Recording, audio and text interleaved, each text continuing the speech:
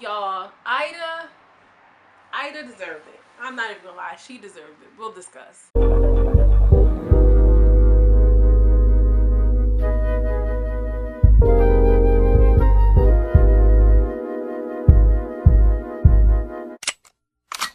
Hi loves, dream related girl from Runaway, where we have culture, conversation, and community. In today's video, I am back to discuss Ready to Love season 4 episode, what is this, 3? Alright, let's go. So we have the opening scene where we have the singles getting ready to have a brunch, and you know, everybody's excited. Everybody has on their mind that they need to make more connections and things of this nature. Ida's excited to see Ron. Ida did this really kind of awkward like hug to, I think her name is Amber, girl. Her hair done got stuck to Amber's earring. Amber was looking at her like, girl, get the fuck away from me. Long story short, Ida's excited to see Ron, which I'm not even surprised because Ron's obnoxious, so is Ida. It makes sense. Tommy announces that the women are going to be on the chopping block this week. Not only that, somebody is going to be chopped after the brunch. So all the girls are like, woo, oh my gosh, oh, it's getting hot in here, all this and all that. So he's like, have some mimosas. I'm like, child, I would stay away from them damn mimosas. I would let everybody get tipsy and then, you know, be strategic. Tony and Alexis discover that they have a vibe. They feel one another, which I'm not even surprised because Tony seems kind of corny and over the top, and Alexis is kind of corny and over the top. But they're like, oh, he's like, oh, I feel a vibe. Tony and Chris, oh, I feel a vibe. Tony and Amber, oh, I feel a vibe. Like, Tony is telling everybody that he's into them and that they're his number one. Liz is like, I can really kind of see myself making out with Tony, and I'm just like, child, he is just too much. Tony reminds me of like that uncle that gives you the hug that's a little too long, like a lingering hug. Like, get the fuck up. He is just really kind of pervy, and you like men that are extra lustful like that typically just skeeve me. And you can always tell Tony fits the description. Anyways, y'all, Amber and Chris are having a discussion, and you know, Amber is like, listen, I don't want a man to pay my bills. I want to go half on the rent. I want to go half on the mortgage. I want to go half on the electricity. And Chris is just looking like, yeah, this is my type of woman. He's like, yeah. In the confessional, he was like, I really like Amber. She makes a lot of sense. I'm like, yeah, birds of a feather. Andrea and AJ sit down, and he pretty much determines like, I'm really not feeling her. She understood the same thing. Like, yeah, the vibe isn't there. So they kind of just, you know, moving right along. So Stacey comes along, and she's like, oh, can I steal him for a second? And I'm like, okay, girl. So they sit down, they're having their little one-on-one, and she's like, I'm looking at you, you're like 6'5", and he's like, oh, how do you know I'm 6'5"? And she's just like, well, you know, us little people, we understand what the height is. And I'm like, girl, you was around NBA players all the time, so you understand how you can really guess. She was looking at his shoes, she was like, I think you're a size 13. He was like so shocked and so floored, and I'm just like, whatever. Ida prances over, and she's like, oh, can I join y'all? And I'm like, listen to the language. And AJ's looking like, yeah, I guess so. Stacey's like, why are you coming over here with my man? Like, I think I was just getting on everybody's nerve for real. Ladies, language is so important, okay? There's a difference between, oh, can I steal him for a second? And can I join him, okay? Learn the difference. I want to know in the comment section below, which type of woman are you? Are you a, can I steal him? Or are you a, can I join y'all? Okay, catch that drip. I want to know. Anyways, y'all, Ida's sitting there and she's coming with jokes that are really kind of insulting, doing her regular, normal Ida stuff like, oh, you look like you're ready for warm up or something like that. She's just off the hook. That's all. So David is having a one-on-one with Tressa, or a two-on-one with David, and he asked them serious questions like, so what do you guys feel about abstinence? What if you're with a man and he wants to save himself into a marriage? And she's like, well, how long? Well, when we get married, and I need this thing twats. And I'm just like, oh my gosh, like, listen.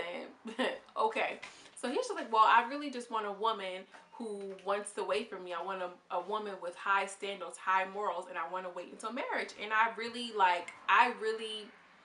you know, I would just support men like that. Like, I wouldn't want to be no temptress coming around a man that's abstinence. I really just find that to be counterproductive.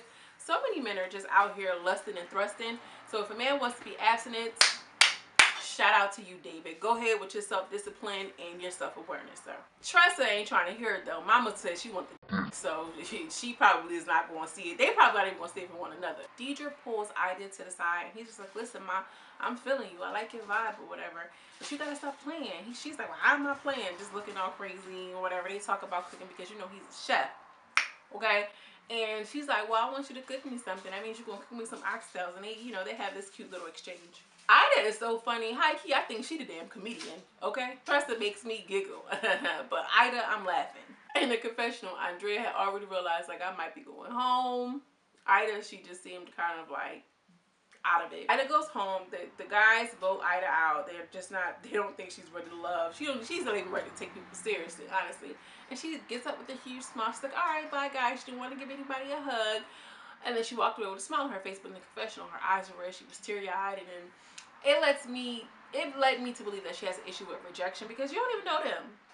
You don't know them men. You don't know them women. What are you crying for? I mean, I don't know. Maybe because it was an opportunity that was missed. Maybe she felt like, I don't know, but it was given like Mama was upset she was rejected so soon and so early. But she knew she was playing. But honestly, I really just think Ida was misunderstood. And a part of me, you know, liked her for that reason, and I wanted her to stay in the game, but you know, it is what it is. So Tommy announces that they're going to do some old school dates, and the first date that we have is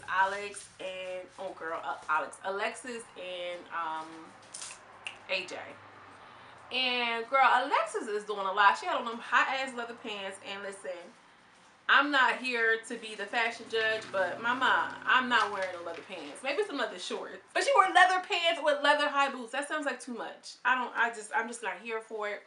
Alexis is definitely feeling AJ, and she's just like, yeah, when can we get the candle hardened, and I want to smell your scent, and I'm gonna be real moist. I want my moist candle. Just saying all this weird like sexual innuendos, like OD though. You know what I'm saying?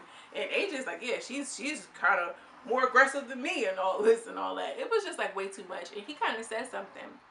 And she was like, well, we need to talk about sex.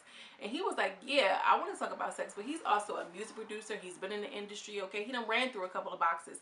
He's not interested in a chick that's just like, here I am, take me down. You get what I'm saying? So that's what I mean about read the room. You know what I mean? You got to understand who you're dealing with. Now, if she would have gave that same energy to Tony, he would have took the bait easily. You know what I mean? But AJ's just like, yeah, she's kind of doing a little too much. Apparently, she was a first wife, a first lady, and maybe he just wasn't, you know, doing what he had to do. So Mama is back on the prowl. But she really just gave too much. It was like sexual innuendo after sexual innuendo. And she just let him know, like, I don't know, I think I'm just acting this way because I'm attracted to you, girl. Like, even more, tone it down. It's just a lot. Now, AJ says that in the confessional, like, you know, rushing to sex really kind of clouds judgment. He's not really interested in that, so we'll have to see how it progresses. Kyra and Joel has a date, a sit-down date. I keep calling him Joel. Jason is the young 36-year-old. He is into Kyra. He's really into Kyra. Kyra is playing her role though, okay? She was keeping it cute. She was asking those engaging questions. She was asking questions that you would really want to know about a future mate. Jason was really kind of into her. You could tell how he just opened up to her. He was just talking. He was smiling. She was smiling. It was cute. This was the date that we wanted to see. Not grandma at the candle place trying to pounce that on the guy. You get what I mean? But he said that he had a bout with depression and he's going to see therapy, and that's what I like to see, black men taking care of their mental health. So, you know, we'll just have to see how it progresses. Kyra is going to be a contender because Mama's is smart. She's not about to just lay her cards on the table. She's, you know, taking a step back and letting the men take lead. And that's the easiest way to see who you need to pursue or what. Next thing we have is the paint and sip, and we have Andrea and Troy, and they're drunk. Troy is drunk. I keep calling him Troy. His name is Tony. Tony or Troy, I know who I'm talking about. And he is all over Andrea. He is kissing her. Amber is like, you know what? I'm not really feeling this. And he is so stupid because he wasn't like dividing up his time. If you're entertaining two ladies, you got to give equal attention, sir. Like, come on, let's do it. Tony is like, you know, I'm going to take you to Brazil. We're going to go to Italy. We're going to make a baby. He just does the most. I hope him and Alexis really hit it off because they give me the same vibe. Vernisha is definitely interested in Joel. And Joel made a point to let her know that he was kind of interested in seeing how things would go with Liz, but he did circle back to kind of check on her, and she liked that. Okay, that's what I'm talking about. You know, dividing up your time, playing the game smartly, not even playing the game. Deal with people's hearts the right way. There was a scene when Tony or Troy, I always forget his name, he is like on this chick, and she's like, why are you touching my bra? And I was just like, see, look, I knew it. A fucking Chester. So I just don't like him, and that, you know, on network need to be careful and mindful before they mess around. He's a liability. That's what I'll say. He's liability. That's it. The next thing we have is a cooking class. We have Alexis, we have Diedrich, Joel, Chris, Stacy, and AJ. They were doing a really cute little banter. Stacy and Alexis, and she was just like, girl, can you cook? And she was like, I'm cooking this and I'm cooking that. They just had like a really cute banter. AJ makes a comment like, yeah, well, see, Alexis is doing her thing. She's so aggressive, but I didn't see her being aggressive because Stacy was doing the same thing. You get what I'm saying? They were having banter. They were going back and forth. So it takes two. I don't understand why he made it seem like she was being so aggressive. We'll have to keep an eye on you, Mr. AJ, because, you know, we want to keep it cute. We want to keep it cute. More importantly, AJ, we watching you. Alexis made her way to Jason. They talk, and you know she's being cute. They're being fun with each other. Tressa and Deirdre, they talk about, you know, how he wants to take her on a date now because they have a flashback of like, you know, am I your type? And here's the thing, like if you are a bigger woman, or you feel like you are talking to a man who he likes a certain thing, why would you ask him, is he your type? You're gonna know by his response and how he responds to you, period.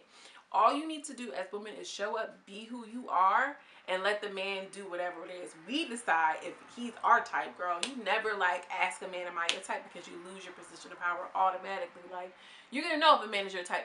It's vice versa. You're gonna know if he's your type, and you're gonna know if he's my type. You get what I'm saying? Like, unnecessary questions. And I think that's because she's bigger. She's a bigger woman. Not even like super big. She's shapely. Okay, she's shapely with it. And even if she wasn't, dress to your size and keep it cute. Be you. That's it. Deidre did say that. Deidre did say that. What am I talking about? Deidre did say that.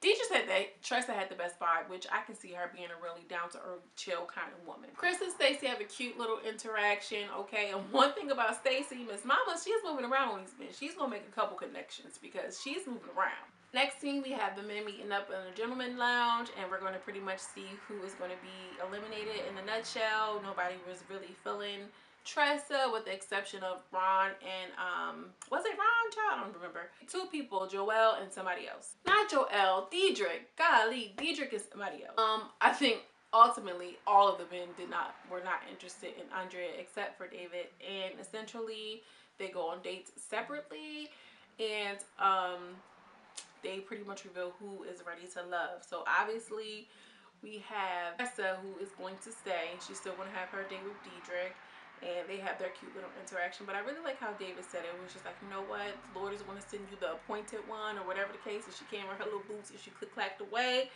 And there we have it. Next week we're going to have the men on the chopping block, which I want to see Tony go. Please let Tony go.